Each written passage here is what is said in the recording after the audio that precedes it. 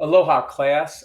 Today we're on section 6.6. So we are rolling it. I got my new pen, my new webcam set up at home with my two monitors. So let's get after it, all right? We're going to go to chapter 6, radical functions and rational functions. We're going to go to notes, right? And we're on 6.6. Okay, and so what we're dealing with today is we are dealing with function operations. So what we're going to be doing is adding, subtracting, multiplying, dividing these bad boys. And the one thing we always want to remember is if we ever divide these guys, you can never, ever, ever have a zero under. Why? Because under means undefined, all right? So we'd be dealing with our particular function where our function would be undefined. So you cannot, okay, have a zero on the bottom when we're dealing with division, and that's very important to make sure we pay attention to. Okay, guys? All right, let's keep rolling here. All right, so let's say we have two functions, f of x equals x squared minus 9, and g of x equals x plus 3. And there's 4 different types of questions I could ask you guys, okay? Here we go, question 1. Okay, let's say the question said, what is f plus g of x, okay? And that's the way, let's say it would be written on the SAT. Now, the one thing I'm going to want you guys to do in class is to make sure you know what that represents and what that means. Well, what that means, it's function notation for adding two functions together. And what it means is it's asking us what f of x plus g of x is. So this step right here, some of you guys may see as being unnecessary, but it is actually very important and enables us to do the problem. Why? Because we know what f of x is by itself, and we know what g of x is by itself. Okay, what is f of x by itself? Well, it is x squared minus 9. And remember, whenever we substitute, we should always use parentheses. Well, what's g of x? Well, g of x is x plus 3. Okay, now we all know in math, the only way we can get rid of parentheses is through the use of multiplication. So if you look at what we have right now, there could be some multiplication that needs to be done. And that is that there's an imaginary 1 in front of both of these parentheses. So we distribute that imaginary 1 and we get x squared minus 9, distribute the 1 here and we get x plus 3. And then, right, we just collect like terms, right? X squared, that dude's all by itself. So that's going to stay by itself. You've got that x right here because we want them in descending order. And then those two bad boys can come together. And no, don't try to do anything extra. They're not asking us to factor this or anything. All we have to do is simplify. That'd be the directions here. And that's performing the function operation that's asked. So that'd be addition. How about it? Not too bad, right, class? Okay, well, let's go to number 2 then. All right, a lot of notes for this stuff. And we're going to use these same problems to represent it. Okay, now let's say I put the g first, and let's say I put a minus this time, okay? And that was my problem, all right? Once again, what's this asking me to do with these two functions? It's asking me to subtract them. So what's important is this middle step, and I'm gonna want you guys to always do this in our homework, on our tests, and on our quizzes, okay? Whoops, I don't want that, right, class? It doesn't equal each other. We are subtracting those two bad boys, okay? So now what do we do? Well, we know what g of x is and we know what f of x is. So remember, we are going to substitute. And in this particular problem, it is so important to know which one comes first and which one comes second.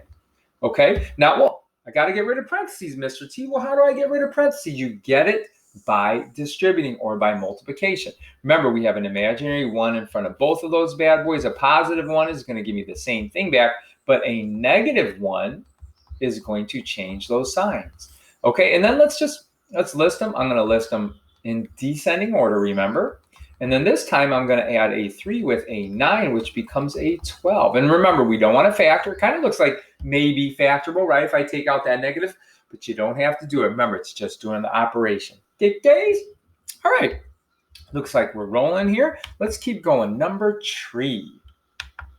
All right, what would 3 be? Well, addition, subtraction. Now we're on multiplication. All right, and then let's just go F, and I'm going to put a little dot there, right? That's what the SAT likes to do for multiplication.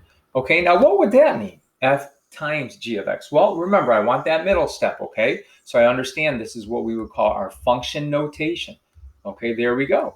Now I know what f of x is, and I know what g of x is, right? So I'm just going to substitute. Well, f of x is x squared minus 9. G of x is x plus 3. And this time there's no adding, subtracting, but I got to get rid of parentheses. How do I get rid of parentheses? Well, sweet. This is multiplication, right? So we're going to distribute. So I'm going to share that guy with both of those. And if I share that, I get x cubed plus 3x squared, right? And then when I share that with both of them, that guy's gone, donezo. And then I go to the negative 9, and I share that with both of those bad boys, and I get negative 9x minus 27. Oh, sweet. Nothing can collect, and it's in descending order. So that guy's done, all right? And I just got one more to go. What's the last one we need to do? Well, Mr. T, we've done everything but division, so let's get it. All right, so here we go. Division. All right, the way division would be written, it would be like this, okay? So that's our division, okay? And that would mean division. Now, what would our function notation want to look like? Well, that would just be f of x, right, over g of x, okay? And so how would I rewrite that? Well, f of x, and I technically should use parentheses, but you're going to find out. In division, we don't really need parentheses because it's not going to really change anything, right? There's a 1 there and a 1 there. So I get x squared minus 9 over x plus 3. Boom. And remember, this guy in the bottom can never, ever be 0.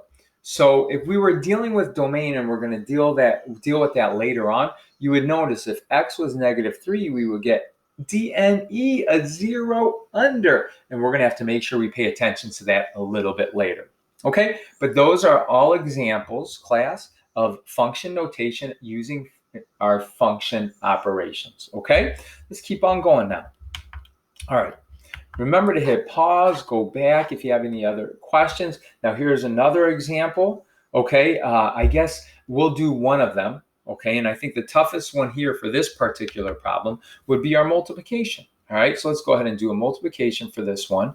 And let's go ahead and do f times g of x. Now, if I do f times g of x, remember that means f of x times g of x, right, class? Okay, and then we're going to substitute. Whenever we substitute, remember, let's always use parentheses. Okay, there's f of x, here's g of x. Okay, and then now it's just a lot of the distributive property. And a lot of us struggle with this, so let's make sure we take our time. That's why I picked this example. Remember, whenever you do the distributive property, we just take this guy, and I'm going to share it with two things, because there's only two things over there, and that would give me 9x cubed plus 3x squared. Okay, and then spling, that guy's done. Then we go to negative 11x, and I share that with both of them, which would be negative 33x minus 11x. Okay, spling. And then you take the negative 4 and you share that with both of those guys, and I get negative 12x minus 4. And then we just collect like terms if there are any like terms to be collected. Now, I think maybe I made a mistake, and I did. That should be negative 33x squared, right, when I did that times that. Okay, and so we get 9x cubed because that guy doesn't have any other guy with the cube. These two guys can be collected to give me a negative 30x squared. These two guys can collect to give me a negative 23x, and then that 4 is just chilling. All right, so that would be an example of multiplication, right? And with this problem here, I could have given you another addition, subtraction, and division, but hey, I think the toughest one there for any of us at home would definitely be the multiplication, so that's why we did that. Okay, let's keep rolling. All right, let's see, what do we have next here? Okay, once again, just more practice problems. Okay, and I don't know if there's anything we want to do. What do you guys want to see at home? I guess it'd be important that let's get one more, and let's do 23. Okay, 23 would probably be the toughest. Why? Because whenever you deal with addition or subtraction, things could make mistakes if it's the subtraction case. So we're going to do the subtraction case, and that is equal to g of x minus f of x, right? And it's important to know the order. Right here, the g came first. So it'd be very easy to make mistakes if f comes first up there. So just make sure you're careful. So that would be x minus 1 minus, and remember the parentheses here is so important. Why are the parentheses so important in this one? Because I have a positive 1, but here I have a negative 1 that I'm going to have to distribute. Positive 1, you always get the same thing back. But with that negative 1, right, class, it's going to change all of those signs. So now let's collect these bad boys. And I like to put them in descending order as I collect. That guy goes, oh, they're gonzos. Okay, and my last one is just a +2. That definitely looks factorable, but remember, you don't have to factor on these guys, okay? These are just function operations, so we're just simplifying. Please excuse my dear Aunt Sally, all right? Okay. We are rolling today. Okay, all right. Here we go, composition of functions. So if you're in Algebra 2, and you are, this is a brand new concept for us, okay? And what is the new concept that we're introducing here? Well, it is this guy right here. This is called G composite f of x. And don't you dare say golf. That's G composite f of x. Now, what does that mean? Just like all the problems we just got done doing, I am going to make it essential, and for these problems it is, that you write what that operation means. That means G of f of x. And that is so important when you're doing these problems. Why? I'm going to show you in a moment. Now, another way that we could write this problem, right, would be f composite, remember, not a multiplication sign, G of x, and it is not fog. Okay, F composite. Anybody who says fog in class, you get extra homework. All right, F composite G of x. Now, what would that mean? Well, that would mean F of G of x. And if you don't rewrite it that way, you've got no chance. So make sure that you understand what a composition of two functions mean. And it's simply being able to do that step right there. Okay? All right, now how do we use these in problems? Well, let's get after it. Okay, this one here says G composite f of -3. Okay, well, how the heck do I do this bad boy? Well, I'm going to show you, and the way we're going to first introduce it, though, is we're going to do G, parentheses, composite f of x, so we can relate it to the formula we just wrote down. Okay? Now, what's G composite f of x? Well, that is just G of f of x, right? Okay, so now how do we do these things? Well, I said earlier, right? All of these operations are please excuse my dear Aunt Sally, and that P in please excuse my dear Aunt Sally, our order of operations, stands for parentheses. And I've got some parentheses right there, so I have to do that. So for these problems, all it means is substitution. Okay, what's f of x? F of x is x minus 5. Okay, that's all it means. And then guess what? You look at the parentheses, you're done with the parentheses, okay? And then you go ahead and you see what else you could do. Well, it's G of x minus 5. What the heck is G of x minus 5? Well, I want to take you on a little excursion, all right? So we're going to come over here because this is probably the part that most students struggle with. Okay, what if I said, what's G of 2? If I said, what's G of 2, you guys are going to say, hey, Mr. T, that just means you put a 2 in for x, and you are right. What if I said, what's G of 7?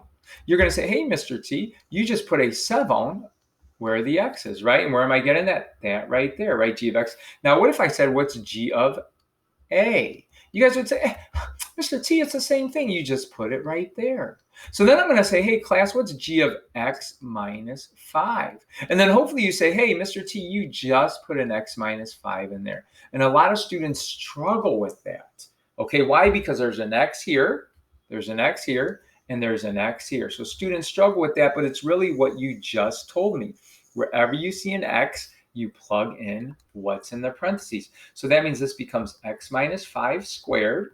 Okay, and then what would that mean? That means I have 2 of those bad boys. Okay, and I know you guys have been rocking it in class, so I probably don't have to go through this crazy distributive property, but this is what you would end up getting, right? And that would be equal to x squared minus 10x plus 25.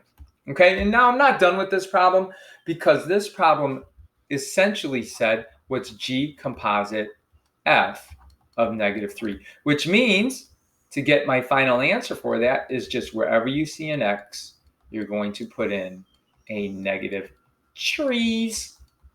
Okay, and then that gives me 9 plus a 30 plus a 25. And let's see if I'm really, really good. What's that give me? 55, 60. Oh, okay. And there's actually another way we could have gotten that answer. And I'm going to actually show that to you right now. All right, but it was important to first do it as if it was G composite f of x, okay? But I'm going to show you another way we could have got that, because it's very important to see that there's two ways we could have got that answer. Okay, now we're going to actually do what it says, okay? And it's important to know both, because both ways will be asked on your quizzes and on your test. So remember, this means the only thing I'm going to do different here is that composite function means g of f of, but instead of putting an x, I'm actually going to put that -3.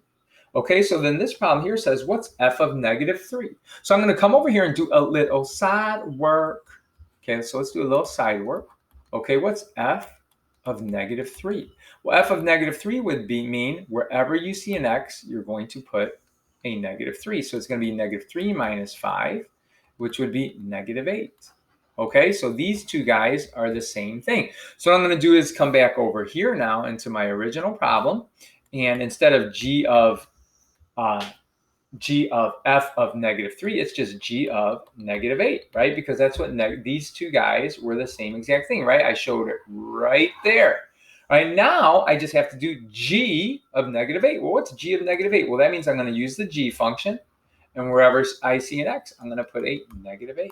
Oh, are you serious right now? I got 64 both ways. And you guys are going to say, Mr. T, why did you make me do it that long way the first time? Well, that is because a lot of these problems are not going to give me a number to plug in. And if they don't give me a number to plug in, you just have to work it all the way out. When they give me a number to plug in, you can plug it in early, like we did right here, or you can plug it in the end after you have done the function operation. Okay? All right. Let's keep going here. So here's a whole bunch of problems. If you notice, some of these just have a variable. Some of these have a number to plug in. So let's go ahead and do one of these. I guess I will do one that has a negative sign. So let's go ahead and do 29. Okay, and I'm going to do it the shorter way for you, because we should always be efficient in math, right? It is not hog. It's h composite g of -2. Now, they gave me a number, so let's go ahead and use that number. Okay, so remember, that means h of g of -2, right? So what am I going to do here? Well, I've got to do some side work, because I've got to do, please excuse my dear Aunt Sally, I've got to do that parentheses first. So I'm going to come over here to the side. Okay, let's use blue this time. Do a little side work, and I'm going to do g of -2. Well, what's g of -2? Well, that tells me wherever I see an x in the g function, I'm going to plug in a -2 and then do work. And I got a -4. So they're telling me that this right here is equal to -4. So let's go ahead and get the same color here. And that means that is going to be equal, instead of h of g of -2, I'm going to just do h of -4. And then now it says use the h function, which is this bad boy right here. And that tells me wherever I see an x, I'm going to put a -4. So then I come in here and I'm -4 squared plus 4. -4 squared is 16 plus 4, which is 20. Booyah! Dunzo! That's the composite of two functions, okay? And I guess since I have a whole bunch of these problems and I love doing math, we're going to do one that has a what? This says G. Actually, that one's even tougher. Let's do 34. This one says H composite H of A. What? Okay, so that means H of A. What? Well, what's H of A? Well, that just tells me wherever I see an x, I'm going to put an a. So that'd be h of a squared plus 4, right? And I could have did side work for that, but there's really no work to be done. Now what do I do? Well, that's h of this guy right here. So that's telling me wherever I see an x, I'm going to put in a squared plus 4. So then that means, whoops, what are you doing? I'm going straight to that function, right? And it's x squared plus 4. So it's x squared, because that's my x. That's what's in parentheses, plus 4. So, whoa, this is some serious work here, right, class? Squared means I've got to write it out 2 times, right? So we get that bad boy. Whew, got to distribute something like crazy. Let me give myself some room. That'd be a to the 4th plus 4a squared plus 4a squared plus 16. And then I still have that plus 4 hanging on. So if I collect like terms, I get a to the 4th plus 8a squared plus 20s. Whew, Man, that was kind of a monster. If you understood what was going on there, you're doing an amazing, amazing job. It looks like I have some pages left here, but we kind of are getting lengthy, I think, in this video. So let's see what else we got. Oh, it's just more composite of two functions. And then we get to some word problems. So those will be in our next video. And we're going to break this into two parts here. But I have some problems right here, 36 through 44. I would make sure you try those bad boys at home. Okay. And that's it for today. The first part of 6-6. Aloha. Make sure you come in the morning if you guys need help. All right? Alohas.